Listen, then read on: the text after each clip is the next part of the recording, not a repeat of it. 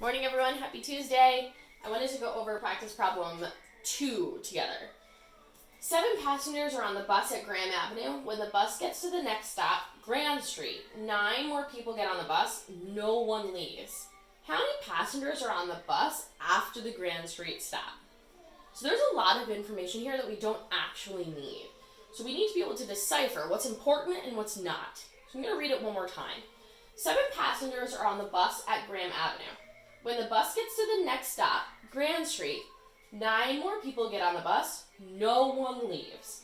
How many passengers are on the bus after the Grand Street stop? So I've already started jotting. I circled my 7 passengers that are on the bus.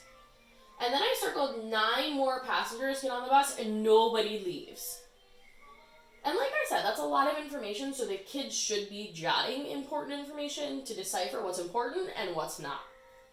So I want to know how many passengers are on the bus after the Grand Street stop, and I need to show 2 different strategies to solve. I want to see 2 different strategies. So I'm going to show you my first one. So I know that 7 passengers were on the bus, and then 9 more people got on the bus and nobody left. So how many people are on the bus after the Grand Street stop?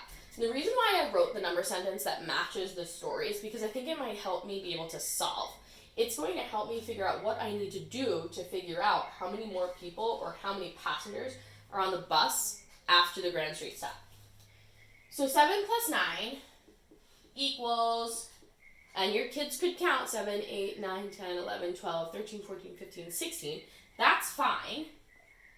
But it's just not efficient, and it could lead to precision errors.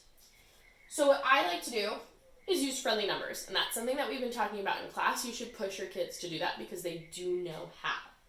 So we could break the number 9 into friendly numbers. So 7 plus 3 equals 10. So now I know one of my numbers is 3. What plus 3 equals 9?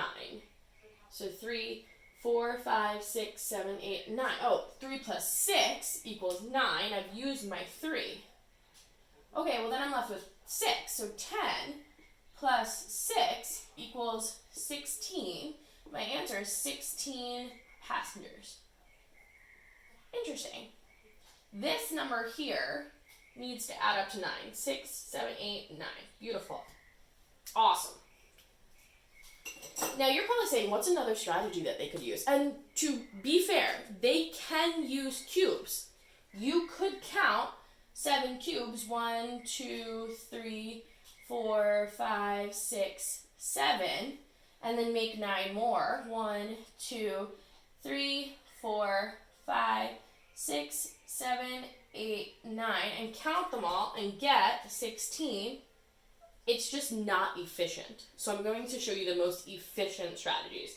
It may not work for your child, and that's okay. They can always revert back to cubes. So let's talk about another strategy. So here we did 7 plus 9 equals blank. 7 passengers were on the bus, 9 people got on, nobody else got off. Okay. Now, your kids will know that you can switch the order of the numbers. And the reason you can do that is because I know 9 people got on the bus, but there were 7 people on it originally. And the order does not matter when your numbers are the same. So here I'm doing 7 plus 9. Here I'm doing 9 plus 7. The order doesn't matter if the numbers are the same.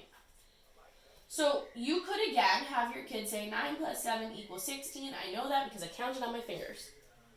Okay. I would challenge them and say, that's great that you counted on your fingers, but it looks like you could have made a mistake very easily. So Miss Brenner wants you to use friendly numbers. If you use friendly numbers and you send me pictures of your classwork, you get dojo points. Okay, so let's do friendly numbers. 9 plus 1 equals 10. 10 plus 6 equals 16. This should equal to 7. 6 plus 1 equals 7. My answer is 16 passengers. You could also use number lines. Here's 7 plus 3 equals 10 plus 6 equals 16. The same could go for over here. Start with 9 plus 1. Oh, I put plus 10. See, even I made a mistake. Plus 1 equals 10 plus 6 equals 16. Those are all different ways that you could show.